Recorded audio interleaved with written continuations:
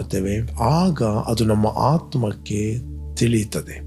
ನಮ್ಮ ಆತ್ಮಕ್ಕೆ ಅದು ತಿಳಿದಾಗ ಅಲ್ಲಿ ಬೆಳಕಾಗುತ್ತೆ. ಆ ತಿಳುವಳಿಕೆಗೆ ಬೆಳಕು ಅಂತ ಕರೀತಾರೆ.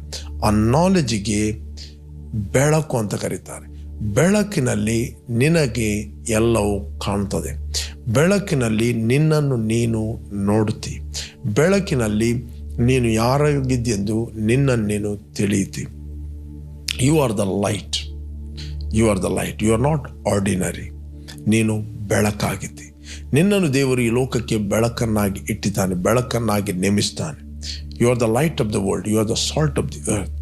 ಆದ್ದರಿಂದ ದೇವರು ನಿಮ್ಮನ್ನು ಆದಿಯಲ್ಲಿ ಆರಿಸಿಕೊಂಡಿದ್ದಾನೆ. ದ ಬೈಬಲ್ ಇರ್ತದೆ, ಎಫೆಸಿಯನ್ 1 chapter 4 verse 3 ಇಂದ ಓದಿ ನಮಗೆ ಸಿಗಿದೆ. ನಮ್ಮ ತಂದೆಯಾದ ದೇವರು ಪರಲೋಕದ ಸಕಲ ಆತ್ಮೀಯ ವರಗಳನ್ನು